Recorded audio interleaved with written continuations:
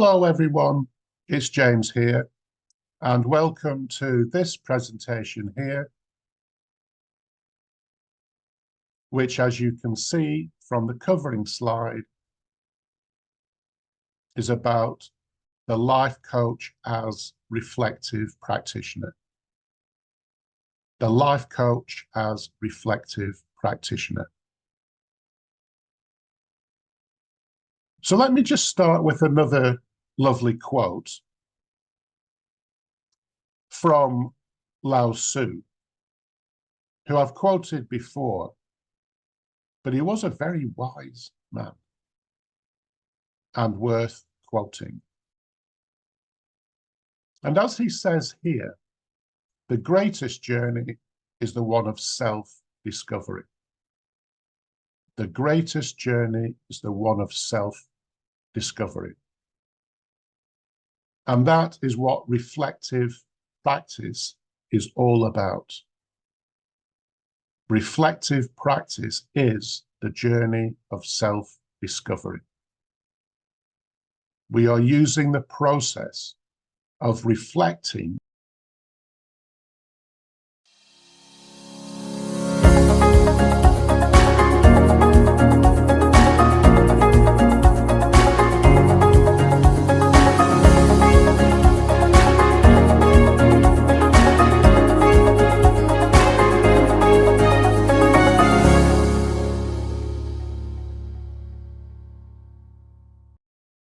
Hello everyone, it's James here, and welcome to this presentation here, which, as you can see from the covering slide, is about the life coach as reflective practitioner. The life coach as reflective practitioner. So let me just start with another lovely quote from Lao Tzu, who I've quoted before, but he was a very wise man and worth quoting. And as he says here, the greatest journey is the one of self-discovery. The greatest journey is the one of self-discovery.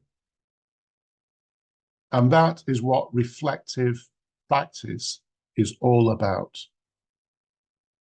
Reflective practice is the journey of self-discovery.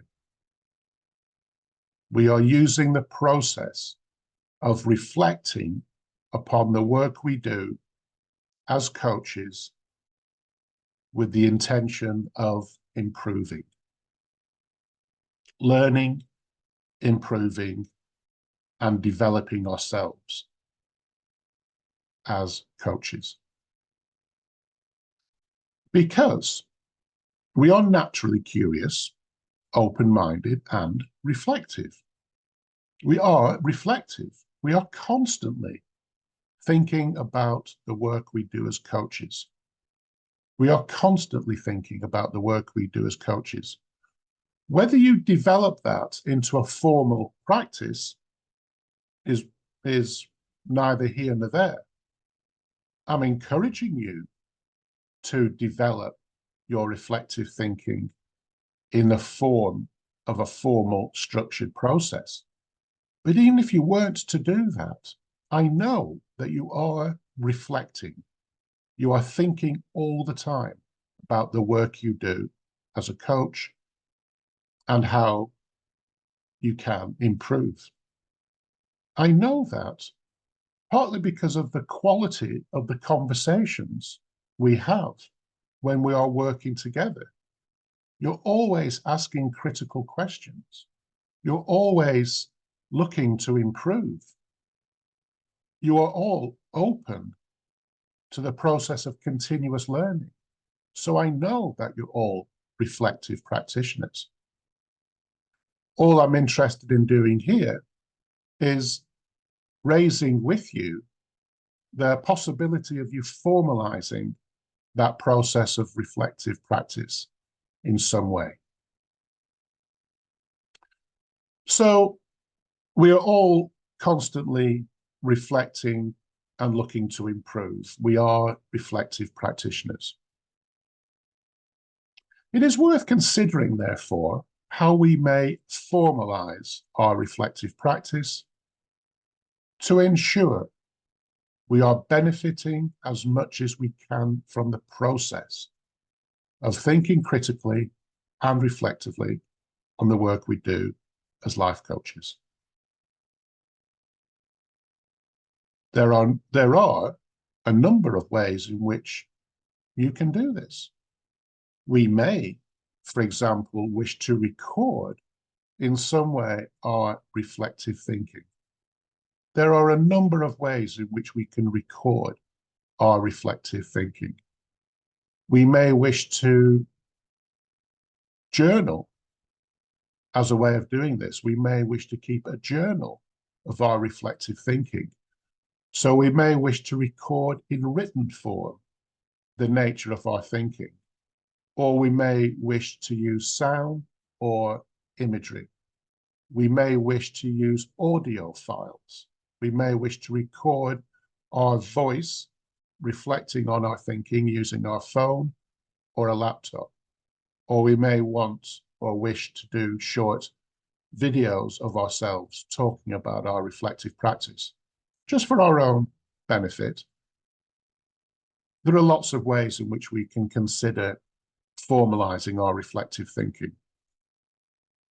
We may wish to discuss our progress with a mentor or a supervisor.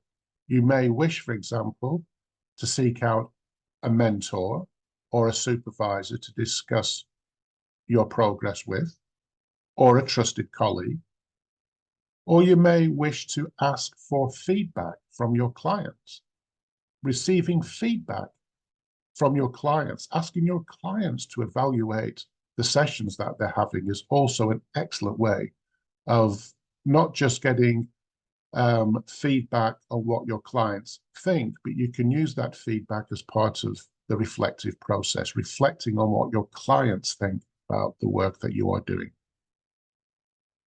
You may wish to keep a coaching log, a formal record of the sessions that you have completed at the end of each session with a client.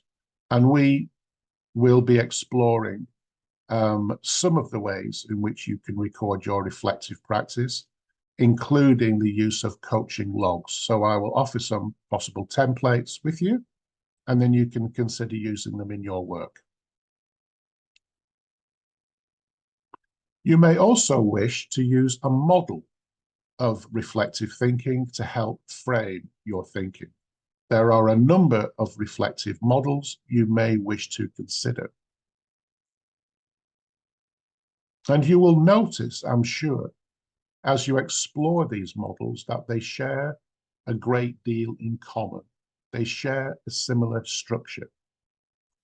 They will begin, for example, by encouraging you to be aware, to recognize that you are, in the first instance, having an experience.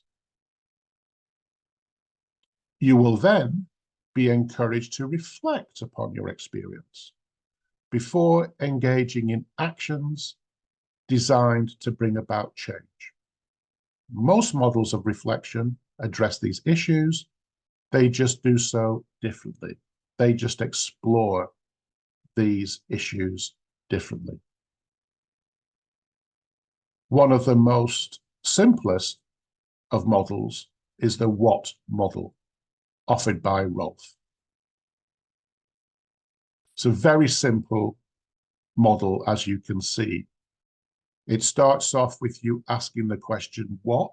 In other words, what have you experienced?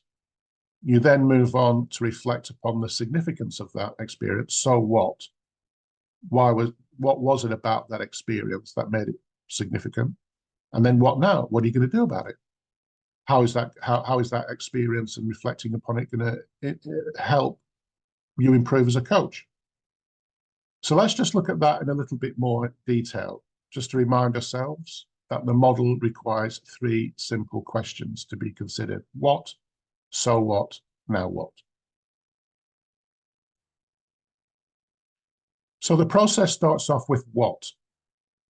This section is descriptive. The kind of questions you may wish to ask yourself at this stage will be, what was my role in the process of coaching? What was I trying to achieve? What was successful or otherwise about the process? You then move on to, so what? This section encourages the development of knowledge and understanding. The kind of questions you may wish to ask yourself at this stage might be, what does my experience tell me about myself and my client? What did I do well? What do I need to do to improve? And then you complete the process by asking yourself, now what? This section is about what actions you are going to take to improve, what actions you're going to use to improve. What do I need to do to improve? What else do I need to consider or think about? What are the possible consequences of my actions? So those are the kind of questions that you may wish to consider in the final stage of this particular model. Another model that is also very effective and very popular is the one offered by Gibbs. This is a visual overview of the model. We'll look at this in a little bit more detail in a moment, but it starts with description. You describe your experience before moving on to consider your feelings. Then evaluation and analysis is you thinking about your feelings and what you've experienced before concluding the process and then putting an action plan in place to improve your coaching performance. So let's just look at that in a little bit more detail. The model offered by Rolf, as you are aware, is relatively straightforward. The model offered by Gibbs, though equally effective, is a little bit more complex. There's more to it. As a model, as you now know from seeing that visual overview, is a model that consists of 6 specific sequential stages, each one of which builds on the stage that came before. Gibbs's cycle contains the following stages. As I was saying to you earlier, starts off with a description before moving on to feelings, evaluation, analysis, conclusion, and then an action plan. So it goes something like this. The process starts with the coach describing their experience. The coach, having done so, is then encouraged to reflect upon their feelings about their experience, both during and after the experience. The next step involves the coach evaluating their experience, thinking about it, analyzing it. What was helpful or not so helpful about their experience? Evaluating and analyzing the situation, thinking about it critically, helps us make sense of it.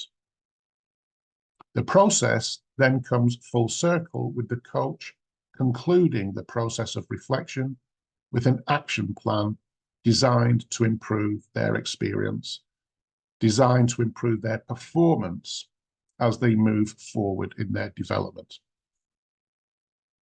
There is another approach that is also worth considering, which is not so much a model as an attitude or mindset.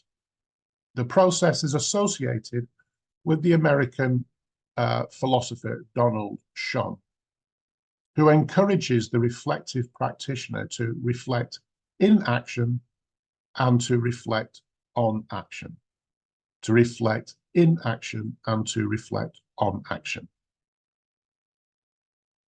The coach reflects in action while they are still engaged in the process of coaching, and the coach reflects on action after the coaching session has been completed. Shon's approach is both practical and easy to use. And I think you'll find this helpful because it's useful to reflect on the experience of coaching while you are still coaching, during the actual session itself, so that you can make any changes or adjustments as and when is needed in the session. But it's also important that we reflect after the session as well. So reflecting in action and on action, I think, are both valid.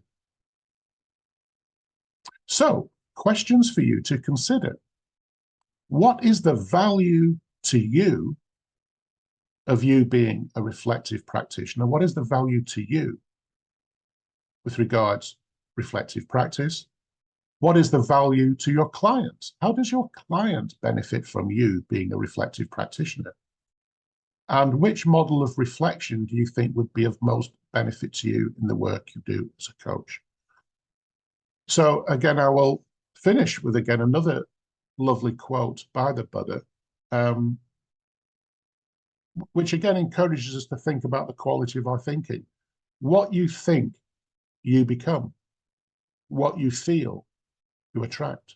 And what you imagine, you create. So thank you very much for listening, everybody. And I look forward to exploring with you your understanding of reflective practice. Thank you very much. And I look forward to seeing you soon.